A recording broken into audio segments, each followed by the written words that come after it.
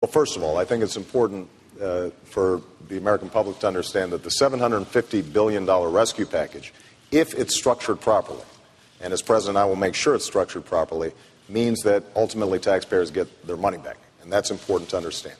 But there is no doubt that we've been living beyond our means, and we're going to have to make some adjustments. Now, what I've done throughout this campaign is to propose a net spending cut. I haven't made a promise about...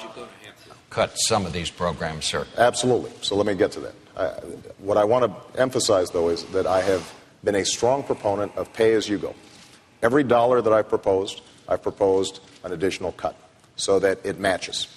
And some of the cuts, just to give you an example, we spend $15 billion a year on subsidies to insurance companies. It doesn't, under the Medicare plan, it doesn't help seniors get any better. It's not improving our health care system. It's just a giveaway.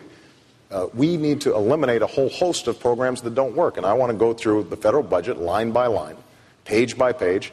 Programs that don't work, we should cut. Programs that we need, we should make them work better. Now, what is true is that Senator McCain and I have a difference in terms of the need to invest in America and the American people. I mentioned health care earlier. If we make investments now so that people have coverage, that we are preventing diseases, that will save on Medicare and Medicaid in the future. If we invest in a serious energy policy, that will save in the amount of money we're borrowing from China to send to Saudi Arabia.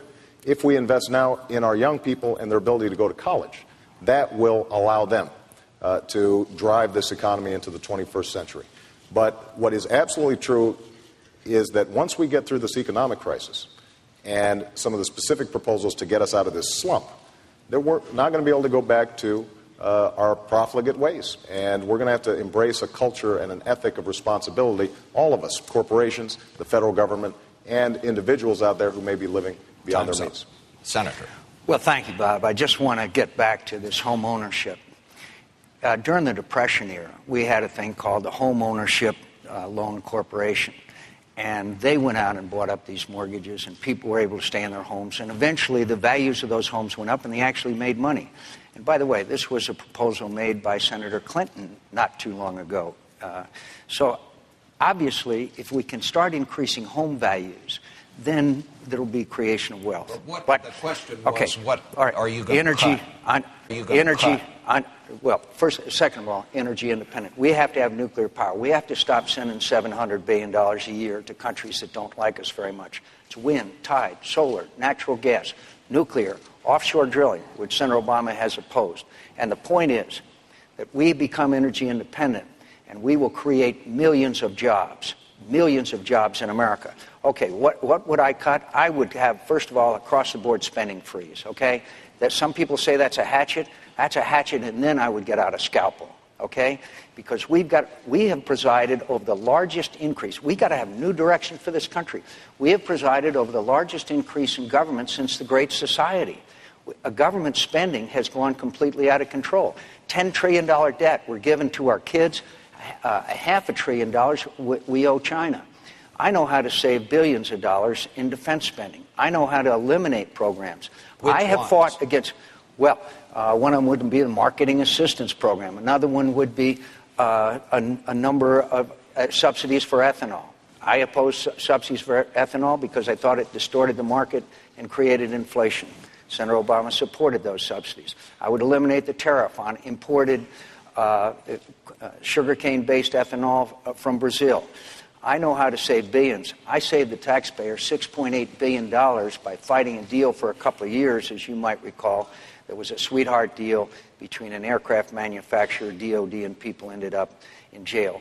But I would fight for a line item veto, and I would certainly veto every earmarked pork barrel bill. Senator Obama has asked for nearly $1 billion in pork barrel earmarked projects, including $3 million for an overhead projector in a planetarium in his hometown. That's not the way we cut. We'll cut out all the pork. Time's up. Well, look, I think that we do have a disagreement about across-the-board spending freeze. It sounds good. It's proposed periodically. It doesn't happen. And, in fact, an across-the-board spending freeze is a hatchet.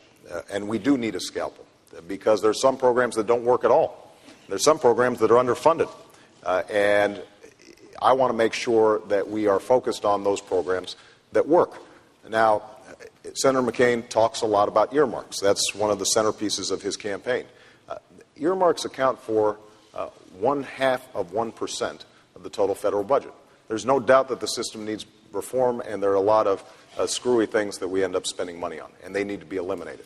But it's not going to solve the problem. Now, the last thing I think we have to focus on is a little bit of history, just so that we understand what we're doing going forward. When President Bush came into office, we had a budget surplus, and the national debt was a little over $5 trillion. It has doubled over the last 8 years, and we are now looking at a deficit of well over $500 billion. So one of the things that I think we have to recognize is pursuing the same kinds of policies that we pursued over the last 8 years is not going to bring down the deficit. And frankly, Senator McCain voted for 4 out of 5 of President Bush's budgets. We've got to take this in a new direction. That's what I propose as president. Do either of